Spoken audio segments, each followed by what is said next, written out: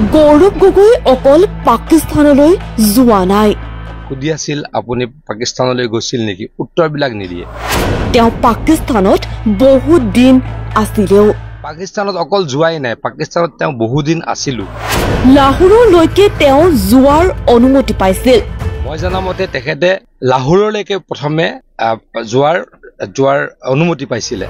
তাৰ পিছতো তেওঁ বহু ঠাইত ঘূৰি আহিছে। তাৰ পাছত আকৌ বেলেগ কেইবাখনো ঠাই তেখেতে ঘূৰি আহিছে। গৌৰৱ গগৈ পাকিস্তানলৈ যোৱা সন্দৰ্ভত মন্ত্ৰী পীযুষ হাজৰিকাৰ মন্তব্য। আগতে কথাটো স্বীকাৰ কৰা হলে তল পৰি গল হয়। ইমান দিনে কিয় ঘূৰাই পকাই থাকিলে তেওঁ? আগতে স্বীকাৰ কৰিলে কথাটো তল পৰি গল হয়। ইমান দিন ঘূৰাই পকাই তেখেতে কিয় থাকিলে? এইদৰে এতিয়া মন্তব্য কৰিছে মন্ত্ৰী পীযুষ হাজৰিকাই। গৌৰৱ গগৈৰ পৰা উত্তৰ বিচাৰিছে পীযুষ হাজৰিকাই। গৌৰৱ গগৈ অকল পাকিস্তানলৈ যোৱাই নাই, তেওঁ পাকিস্তানত বহুত দিন আছিলে। লাহোৰলৈকে তেওঁ যোৱাৰ অনুমতি পাইছিল বুলি মন্তব্য কৰিছে মন্ত্ৰীগৰাকীয়ে। আৰু তাৰ পিছতো তেওঁ বহু ঠাইত ঘূৰি আহিছে। গৌৰৱ গগৈ পাকিস্তানৰ লগত কেনেকুৱা সংযোগ আছে, এই প্ৰশ্ন পীযুষ হাজৰিকাৰ। পাকিস্তানৰ কৰ্তৃপক্ষৰ লগত গৌৰৱ গগৈৰ ষ্ট্ৰং বণ্ডিং আছে বুলি মন্তব্য কৰিছে পীযুষ হাজৰিকাই। যিগৰাকী সাংসদে পাকিস্তান বাৰে বাৰে ভ্ৰমণ কৰে আৰু যিগৰাকীয়ে পাকিস্তানৰ সমৰ্থনত কথা কয়, তেখেতে উত্তৰবিলাক সোনকালে কিয় নিদিয়ে, এই প্ৰশ্ন কৰিছে এতিয়া মন্ত্ৰীগৰাকীয়ে। উত্তৰবিলাক দিওঁতে কিয় ঘূৰাই পকাই উত্তৰ দিয়ে গৌৰৱ গগৈয়ে? গতিকে তাত কিবা ৰহস্য আছে। ৰহস্য নিশ্চয়কৈ ওলাব বুলিও মন্তব্য কৰিছে পীযুষ হাজৰিকাই। আগতে স্বীকাৰ কৰিলে কথাটো তল পৰি গল হয়। ইমান দিন ঘূৰাই পকাই তেখেতে কিয় থাকিলে? ইমান দিনে তেখেতলোকক যদি সোধে আপুনি পানী খাব নেকি, তেখেতে কৈ দিয়ে মই চাহ খাম। আপুনি ভাত খাব নেকি, তেখেতে কৈ দিয়ে মই ক'ৰবাত বাহিৰলৈ যাম। তেনেকৈ কথাবিলাক কয়।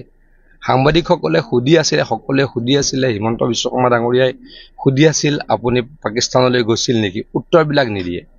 পাকিস্তানত অকল যোৱাই নাই, পাকিস্তানত তেওঁ বহুদিন আছিলো। পাকিস্তানত তেখেতে বহুত দিন আছিলো। মই জনামতে তেখেতে লাহোৰলৈকে প্ৰথমে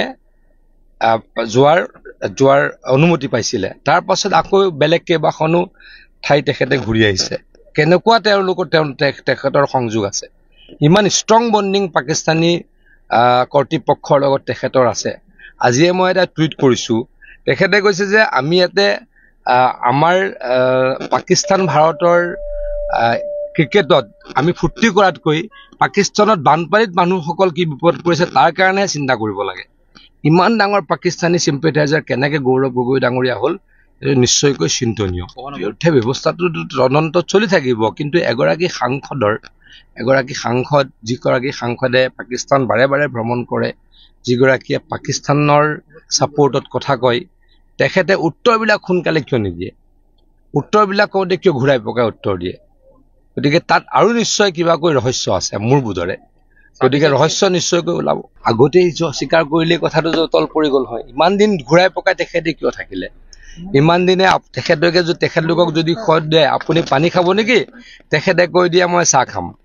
আপুনি ভাত খাব নেকি, তেখেতে কৈ দিয়ে মই ক'ৰবাত বাহিৰলৈ যাম। তেনেকৈ কথাবিলাক কয়। সাংবাদিকসকলে সুধি আছিলে, সকলোৱে সুধি আছিলে, হিমন্ত বিশ্ব শৰ্মা ডাঙৰীয়াই সুধি আছিল আপুনি পাকিস্তানলৈ গৈছিল নেকি? উত্তৰবিলাক নিদিয়ে। পাকিস্তানত অকল যোৱাই নাই, পাকিস্তানত তেওঁ বহুদিন আছিলো। পাকিস্তানত তেখেতে বহুত দিন আছিলো। মই জনামতে তেখেতে লাহোৰলৈকে প্ৰথমে যোৱাৰ অনুমতি পাইছিলে। তাৰ পাছত আকৌ বেলেগ কেইবাখনো ঠাই তেখেতে ঘূৰি আহিছে। কেনেকুৱা তেখেতৰ সংযোগ আছে? ইমান ষ্ট্ৰং বণ্ডিং পাকিস্তানী কৰ্তৃপক্ষৰ লগত তেখেতৰ আছে। আজিয়ে মই এটা টুইট কৰিছো, তেখেতে কৈছে যে আমি ইয়াতে আমাৰ পাকিস্তান ভাৰতৰ ক্ৰিকেটত আমি ফূৰ্তি কৰাতকৈ পাকিস্তানত বানপানীত মানুহসকল কি বিপদ পৰিছে তাৰ কাৰণেহে চিন্তা কৰিব লাগে।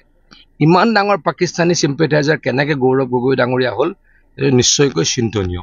বিৰুদ্ধে ব্যৱস্থাটো তদন্তত চলি থাকিব, কিন্তু এগৰাকী এগৰাকী সাংসদ, যিগৰাকী সাংসদে পাকিস্তান বাৰে বাৰে ভ্ৰমণ কৰে, যিগৰাকীয়ে পাকিস্তানৰ ছাপোৰ্টত কথা কয়, তেখেতে উত্তৰবিলাক সোনকালে কিয় নিদিয়ে? উত্তৰবিলাক কওঁতে কিয় ঘূৰাই পকাই উত্তৰ দিয়ে? গতিকে তাত আৰু নিশ্চয় কিবাকৈ ৰহস্য আছে মোৰ বোধৰে। নিউজ ডেস্ক, এনি টক্স।